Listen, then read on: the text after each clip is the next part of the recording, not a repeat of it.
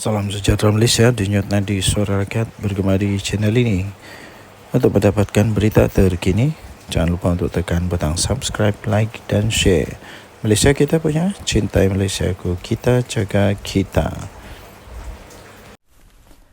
Salam sejahtera Malaysia, denyut nadi suara rakyat bergema di channel ini. Ini satu lagi, pemimpin PAS kena balun habis lagi. Ini berkenaan dengan satu poster yang sampai dilabel oleh netizen sebagai poster ucapan tahniah dari PAS Selangor ini kepada Red Giant lebih sudu daripada kuah. Lebih sudu dari kuah. Betul atau tidak? Terpulang, Anda tinggalkan komen. Poster ucapan tahniah PAS Selangor kepada pasukan Selangor Red Giant SRG menimbulkan rasa kurang senang dalam kalangan pengguna media sosial.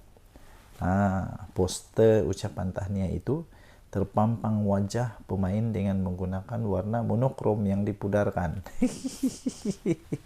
Warnanya dipudarkan, monokrom. Itu namanya warna monokrom tuh. Tapi lihat, gambar pemimpin PAS tuh, bukan main lagi, diwarnakan dengan warna jelas tuh. Sepatutnya yang kena highlight ialah pemain-pemainnya, pemenang-pemenangnya. Bukan yang di highlight itu pemimpin PAS. Mungkin itu poster ucapan tahniah itu terpampang wajah pemain yang dengan menggunakan warna monokrom dan dipudarkan. Sepatutnya itu yang ditonjolkan. Manakala wajah tiga pemimpin PAS negeri yang dilabel lebih sudu daripada kuah itu diletakkan di bagian bawah dengan warna paling jelas dan terang. Apa benda aja nih, aduh. Jadi suara kurang senang itu kemudian dia diluahkan oleh segelintir penyokong SRG yang berpendapat wajah pemenang yang sepatutnya perlu lebih menonjol, betul, dan bukan dipudarkan. Ada antara pengguna kemudian membandingkan dengan beberapa poster tahniah yang lebih gempak. Betul, saya ada nampak banyak tau, lebih gempak yang ditunjukkan pemain, bukan pemimpin politik. Ada di antara mereka yang membandingkan dengan beberapa poster tahniah yang lebih gempak. Antara poster dari Menteri Besar Terengganu sendiri, Datuk Seri Dr. Ahmad Samsuri Mukhtar, yang dipuji kerana meletakkan wajah pemain sebagai highlight utama. Sebagai highlight utama. Ini contoh dia. Itu barulah patu.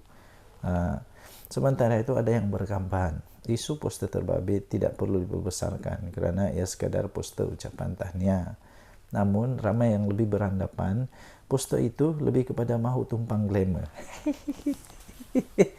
Poster lebih mahu tumpang glamour. Jadi ramai yang beranggapan poster seperti itu lebih kepada mau tumpang glamour. Mungkin mereka kata dia lebih tumpang glamour kerana yang di highlight bukan pemenangnya. Lagipun kalau saya tengok ucapan tahniah daripada Menteri Besar Terengganu, muka tak ada tau, tak ada pun muka dia. Tapi yang ini memang muka dia yang paling jelas, berwarna penuh lagi. Seolah-olah patutlah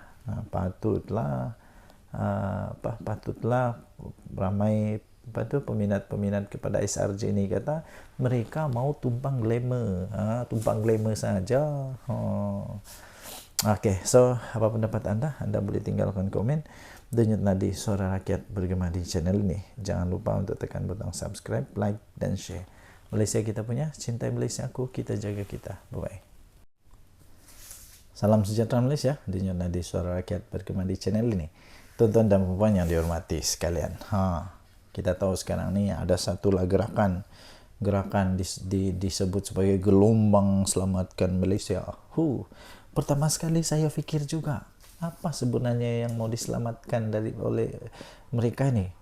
Diselamatkan daripada apa? Dan siapa yang perlu diselamatkan?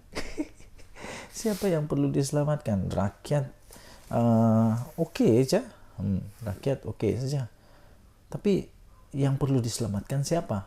Mungkin itu sebabnya timbullah netizen di laman maya yang mempersoalkan sehingga memperolok-olok kena mocking nih, dipermainkan pula gelombang ini.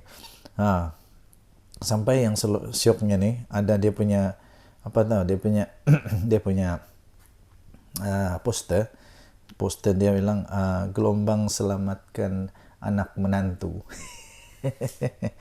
Gelombang selamatkan Malaysia diadakan malam kemarin oleh pembangkang tidak mendapat sambutan memberangsangkan dari orang luar.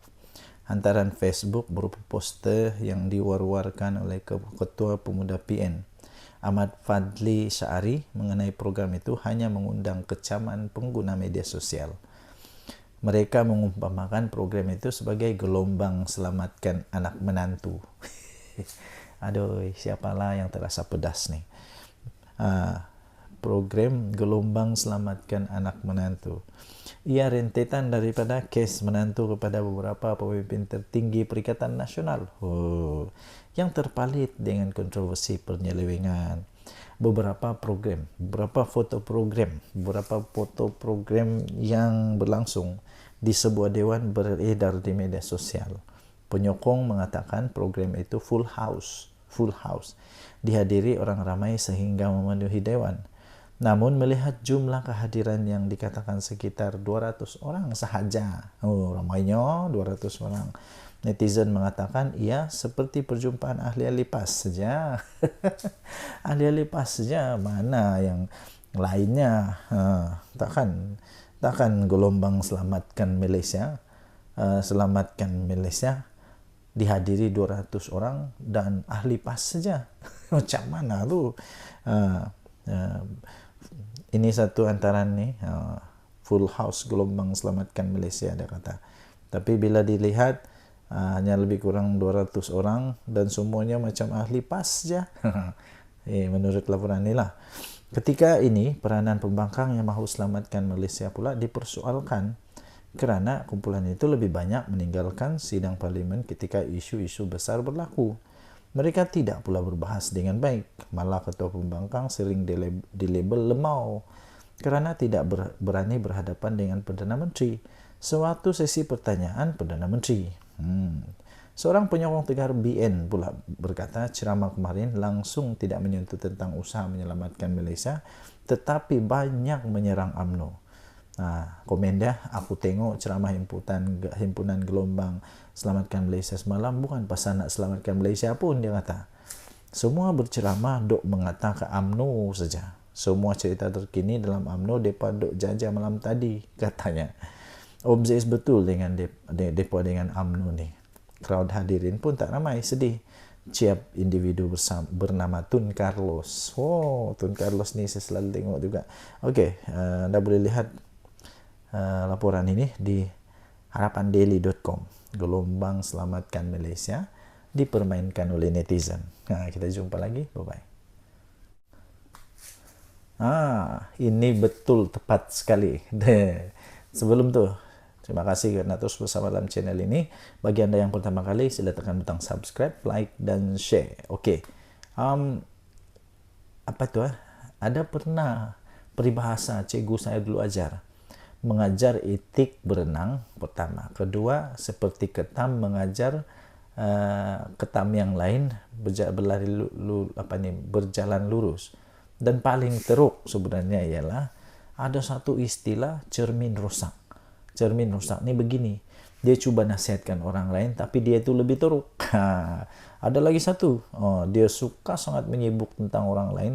Dia boleh nampak selumbar dekat mata orang lain tapi kayu balak di mata sendiri dia tak sedar tahu. Malu tak pastilah. Saya pun tidak pasti. Inilah yang mungkin terjadi kepada Wan Faisal. Wan Faisal yang cuba sembang konon nak jadikan KLIA world class. Siap bagi nasihat, tunjuk buku ni Sim Kibon ni, dia tunjuk ni KLA supaya KLIA jadi world class.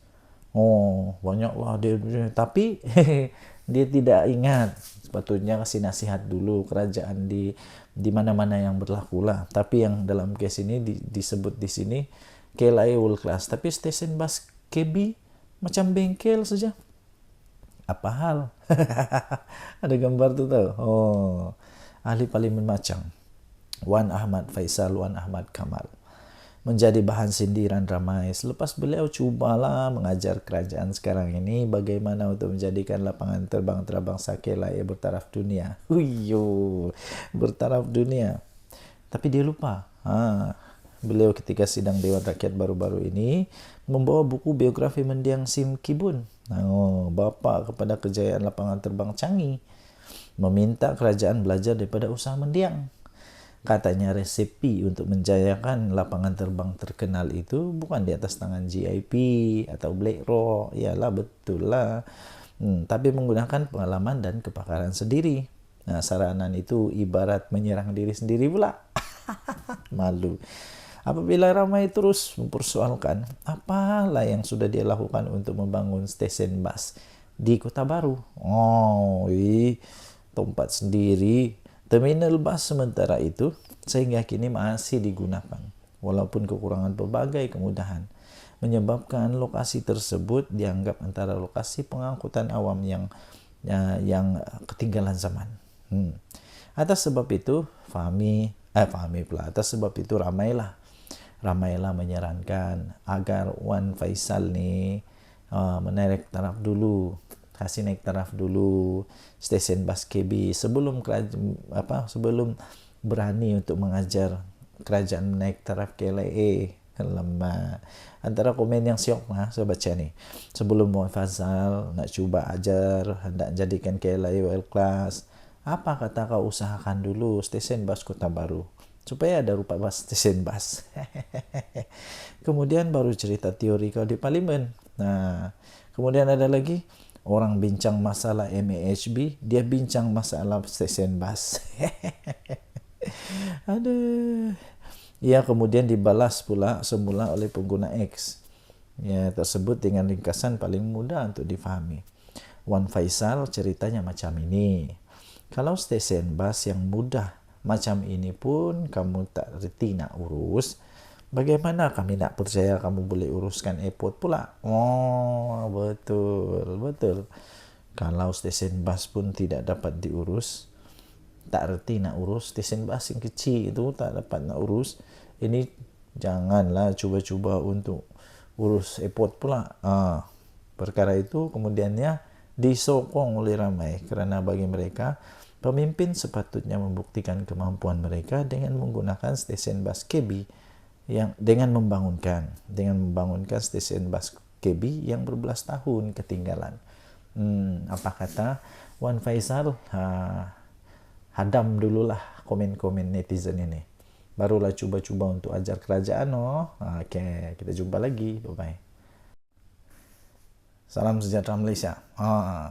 Mahyudin Mat Yassin. Memang kali ini dia termakan dengan senjata sendiri, dengan senjata makan tuan lah. Kena sendiri kali ini. Apa tidaknya dia antara orang yang paling kuat menentang, tapi kali ini dia sendiri dapat masalah dengan penentangan yang dia buat tu. Harapnya kali ini Muhyiddin Yassin dan Bersatu fahamlah. Harapnya mereka dah faham. Kenapa Akta Lompat Parti diperlukan. Dulu waktu dibentangkan oleh Menteri Undang-Undang, siapa yang bangkang dulu, siapa yang bangkang betul-betul. Sebab waktu itu banyak sangat berita-berita kabar angin bertiup, kononnya ahli UMNO nak lompat bersatu dan macam-macam lagi. Syok lah waktu itu, seronok lah. Sekarang dah kena lubang hidung sendiri. Apa rasa oren? Ini ada satu artikel daripada Harapan Daily. Harapnya Muhyiddin Bersatu dah faham kenapa Akta Lompat Parti diperlukan. Selepas insiden 6 ahli parlimen ini, Muhyiddin dan Bersatu diharapkanlah supaya mereka dah fahamlah kenapa anti lompat parti ini, akta ini diperlukan. Baguslah ahli-ahli parlimen PN dan bersatu dan mula berhujah di parlimen bencana akibat budaya ini. Kelompangan yang wujud dalam akta itu hasil daripada cadangan Mahyudin sendiri. Mahyudin Yassin dulu sendiri cadangan. Eloklah ditutup semula, dipindah dan diperkemas. Kerajaan Madani pula bersetuju untuk melakukannya. Tak ada masalah. Tak perlu lagi diungkit apa yang berlaku sebelum akta ini digubal. Lupakanlah sejarah silam yang semua pasti ada kisahnya. Semua parti mesti ada kisah-kisah sejarah silam. Lupakanlah. Akta 4 Parti 2022 sebenarnya telah pun memulakan lembaran baru untuk kestabilan politik Malaysia yang kita perlukan untuk tingkatkan daya saing negara. Cukuplah insiden seperti langkah Sheraton dan tebuk atap yang menjahanamkan ekonomi negara dan sebabkan kebencian mendalam rakyat terhadap ahli politik. Berpolitik menukar kerajaan buat 5 tahun sekali, sudahlah, cukuplah.